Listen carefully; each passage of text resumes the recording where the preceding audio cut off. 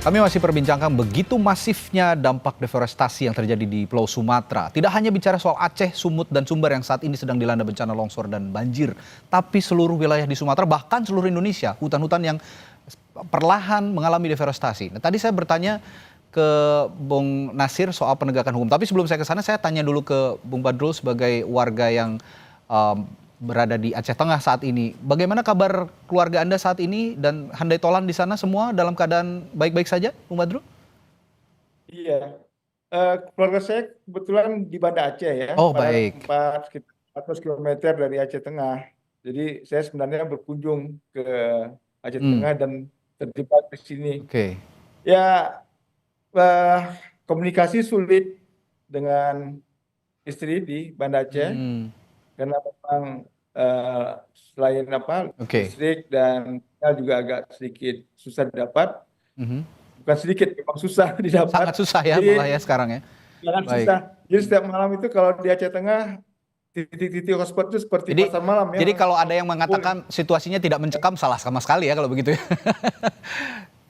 Sangat mencekam Ya, seperti yang digambarkan di berbagai kanal media termasuk di media sosial. Nah, selama Anda melakukan perjalanan kurang lebih 2 hari 3 malam ya, Bung Badrul ya.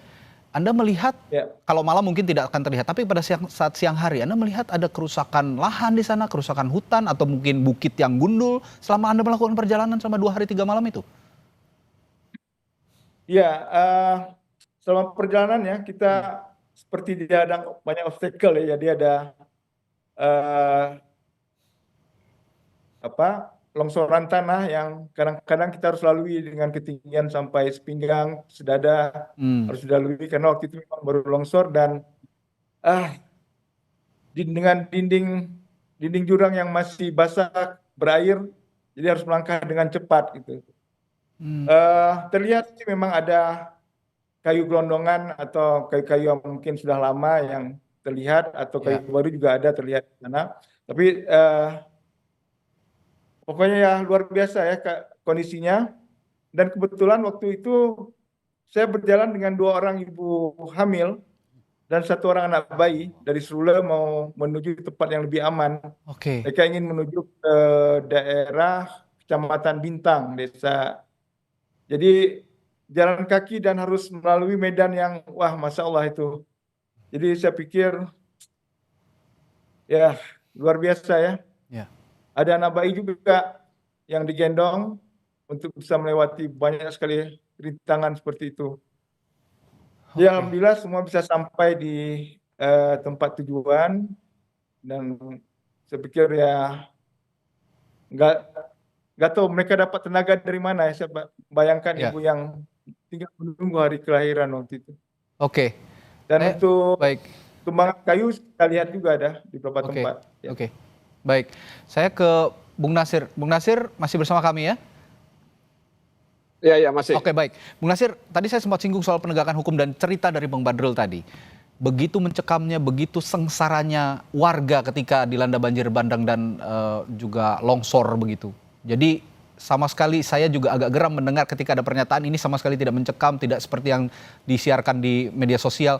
Ini cerita langsung dari warga yang mengalami. Dan untuk penegakan hukum yang tegas melihat warga yang terdampak dan sengsara seperti itu, ini sepertinya perlu ada apa ya? Perlu ada langkah cepat begitu, Bung Nasir. Kira-kira yang didorong oleh Anda sebagai anggota DPR dari Aceh dan juga duduk di Komisi 3 di Komisi Hukum, apa yang bisa Anda tawarkan? Iya, pertama memang media sosial itu realita dari apa yang terjadi di tengah masyarakat. Ya, Jadi kalau kemudian ada yang mengatakan bahwa situasi mencekam itu hanya di media sosial, itu sesuatu yang bertentangan dengan apa yang terjadi di lapangan.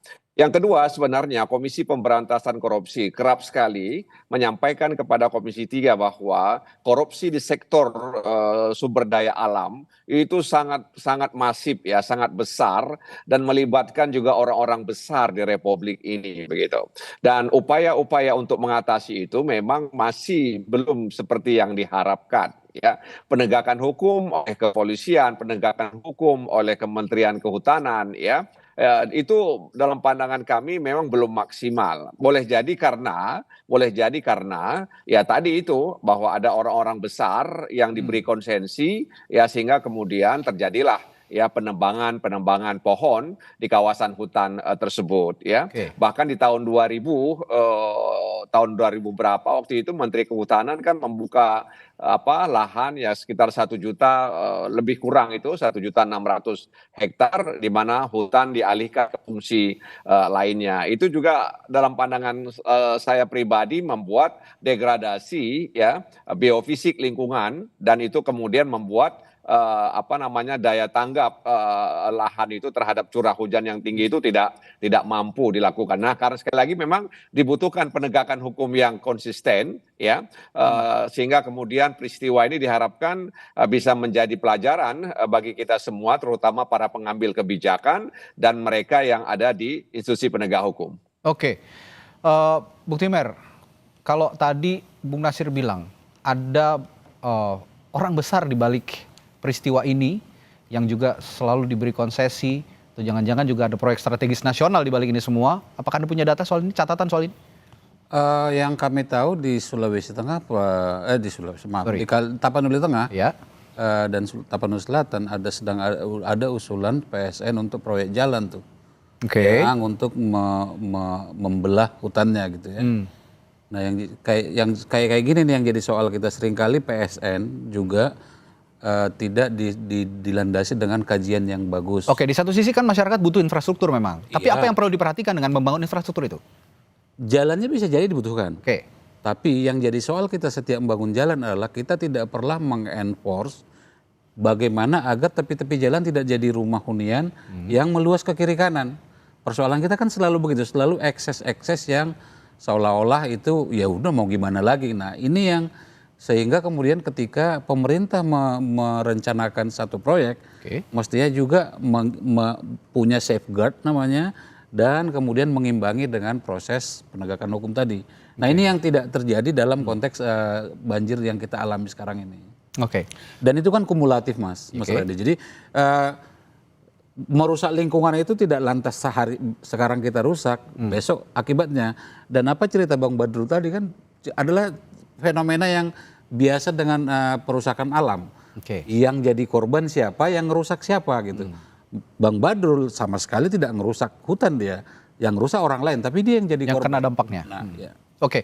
Nah, bicara soal konsesi juga bicara soal penerbitan izin. Saya mendengar izin perkebunan, pertambangan, logging dan segala macam itu juga diwacanakan sejak tahun 2007. Koreksi kalau saya salah ya. Berulang kali dijanjikan sejak tahun 2007. Tapi kenapa sampai sekarang 2025 sudah bertahun-tahun berlalu masih banyak izin yang terbit di kawasan lindung di hutan produksi terutama. Iya. Dan yang diterbitkan kementerian kan kadang-kadang gini juga, Mas. Jadi Kementerian Kehutanan, saya tidak belain Kementerian Kehutanan. Ya. Tapi kadang-kadang mereka pada posisi susah ketika usulan itu datang dari pemerintah daerah. Misalnya, yang jadi fenomena sekarang, Mas, bukan izin 1-2, datang dengan perubahan tata ruang yang diusulkan pemerintah daerah. Jadi sama-sama nih semua nih. Kita tidak sedang bisa belain Pemda atau Pemprov atau Pemkap atau kementerian. Semuanya tiba-tiba pada saat yang seolah-olah nggak punya pilihan. Karena misalnya di Aceh misalnya, Bang Badrul mungkin tahu, bisa koreksi. Kawasan ekosistem Loser saat ini itu pun terancam tidak ada lagi gitu. Sebagai kawasan yang ada tinggal Taman Nasional Loser. Jadi ada memang dalam situasi kita sekarang, atau terutama di masa Pak Jokowi kedua dan awal-awal Pak Prabowo ini, kita seolah-olah gamang nih, mana nih yang kebijakan yang akan akan kita lakukan atau akan kita terapkan, sementara perusakan alam jalan terus.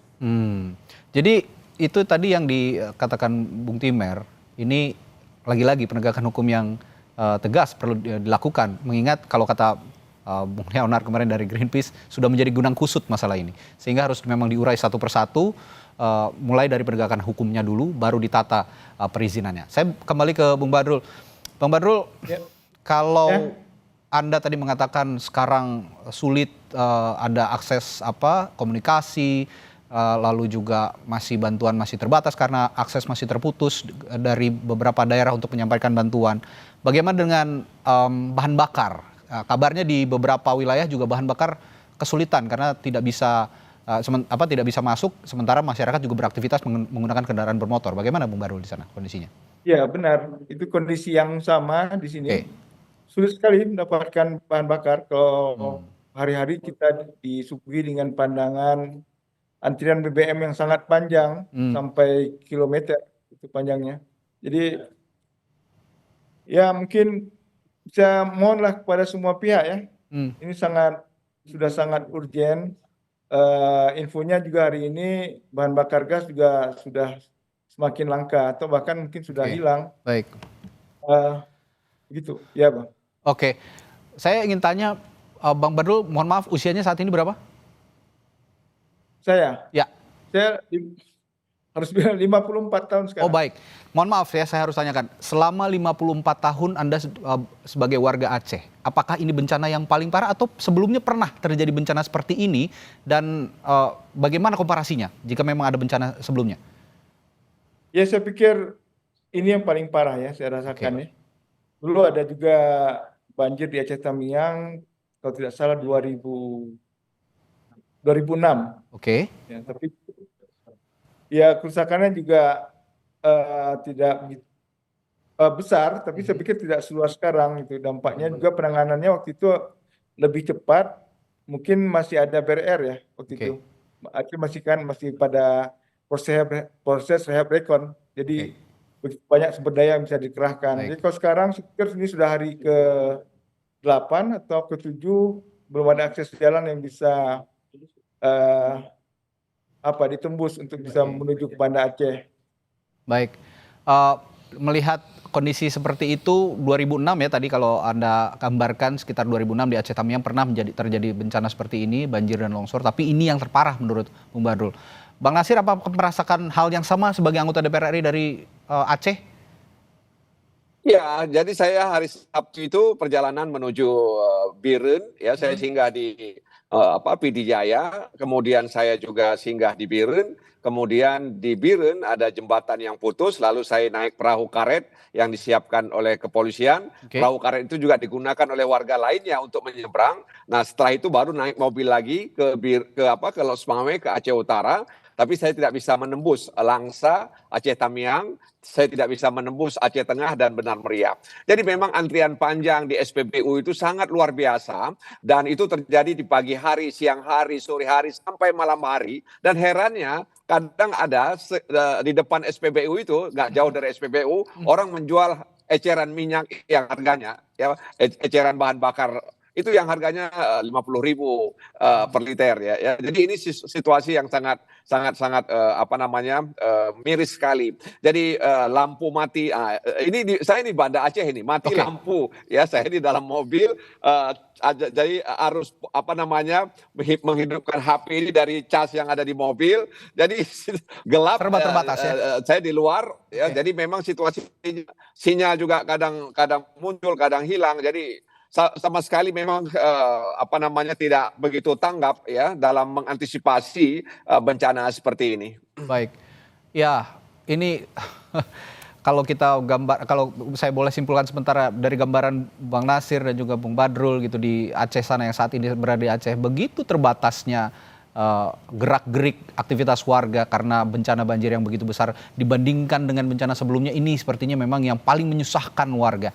Nah, Bung Timer, kalau memang tadi penegakan hukum harus dikedepankan, apa kira-kira yang perlu didorong lebih awal? Prioritas apa? Hukum di ranah yang mana? Apakah pembatasan izinnya dulu, ataukah penegakan hukum mereka yang melakukan pembalakan liar, atau di mana? Saya akan tanyakan itu sesaat lagi di Sapa Indonesia Malam. Tetaplah bersama kami.